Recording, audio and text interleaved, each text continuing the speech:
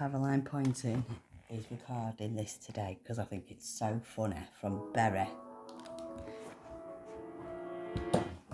Guys, so I've been waiting on this because I wasn't sure, and I've been burned a couple of times on reporting on things that I'm not sure about. And by the way, I do say some things every now and again where I'm not the right word, but I'm not working from a script.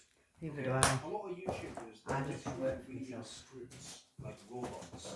I don't do that. I just say what I see, and we get on with it. And if I say the wrong word sometimes, or say the wrong thing sometimes, that is part of being just a human being. Okay, I'm not perfect. I mean, I almost am, but I'm not quite there. Anyway, let's watch this.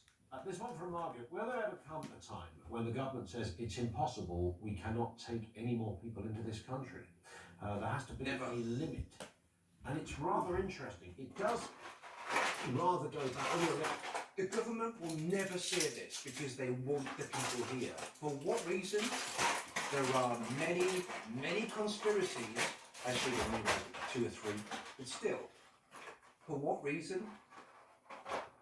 Well, it's not good. It's not good. Left wing, right wing, doesn't really matter.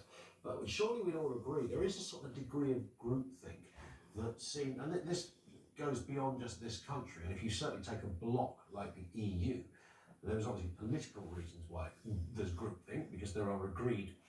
The fucking communists. That's why the EU is full of communists. I don't understand why people don't realise this.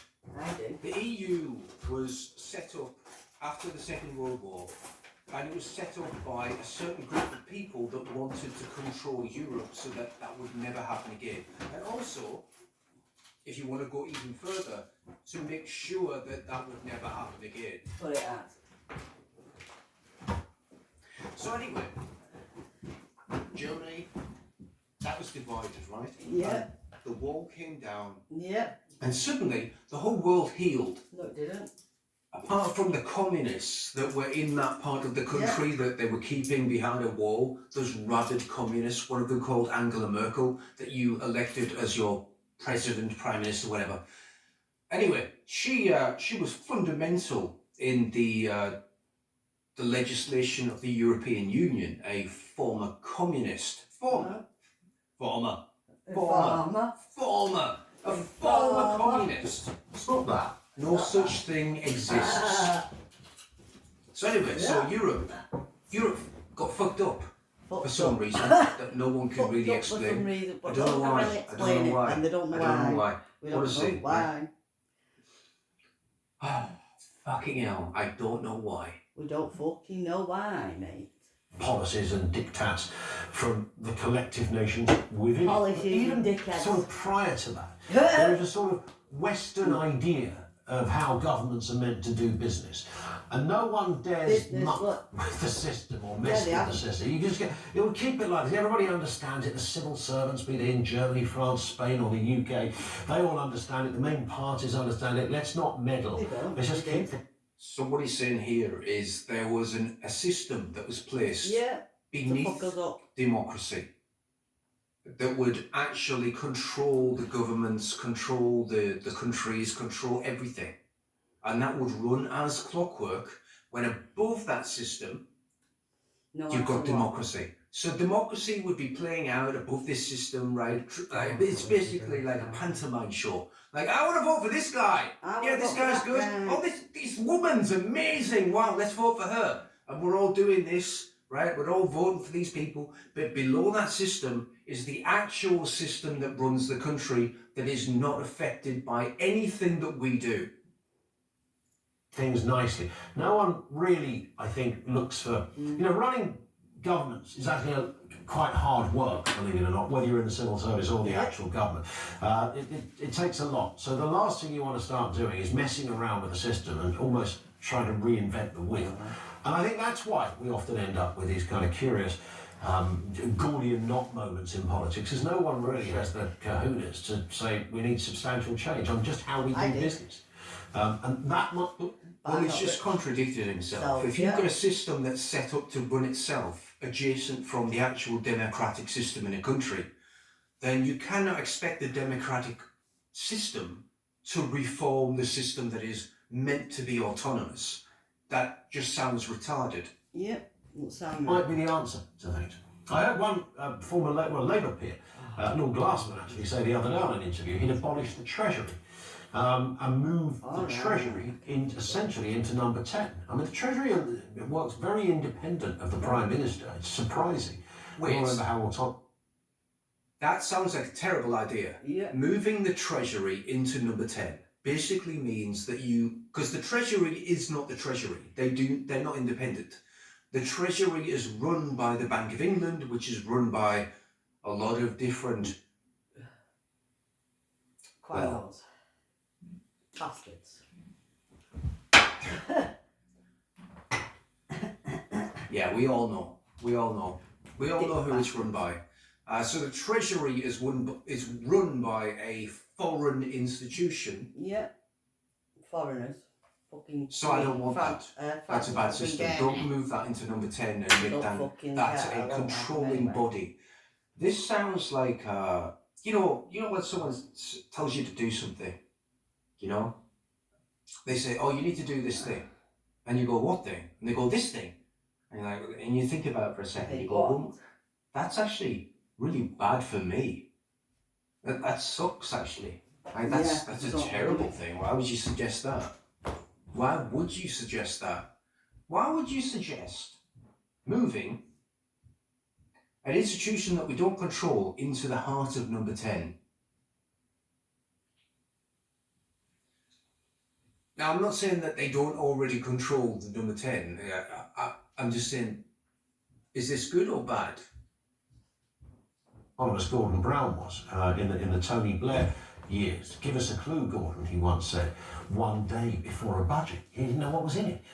And he was arguing that you need to just lose the Treasury in its current form, get it into number 10. And no one all right, fuck it then. If Gordon Brown is saying that, then it's definitely fucking evil. It's definitely... All right, my mind's made up now. If Gordon Brown is saying you need to do that, that's probably really bad for you. Because Gordon Brown is a dirty, dirty traitor. Everyone knows this. He called an old woman a bigoted piece of shit. Sorry, he didn't say that. He called her a bigoted old woman.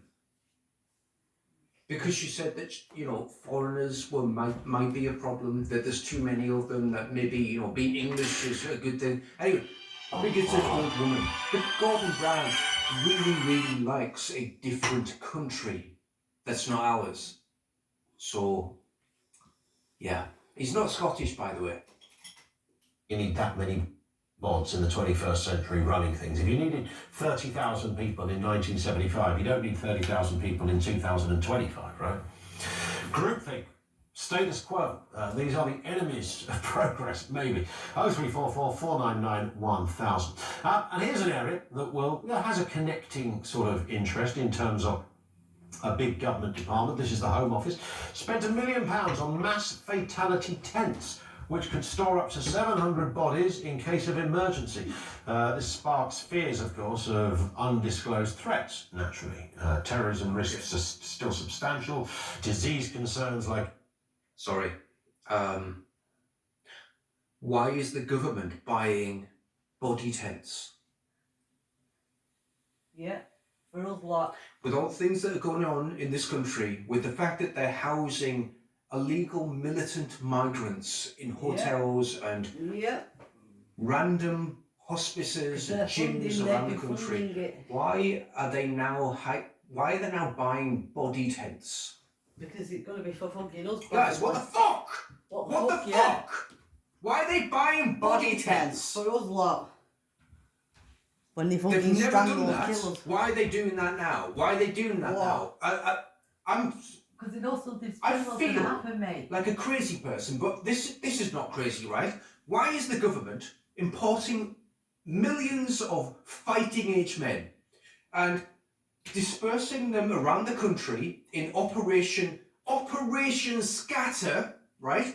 And housing them around schools and local centres and business centres, and then hiring or buying body tents.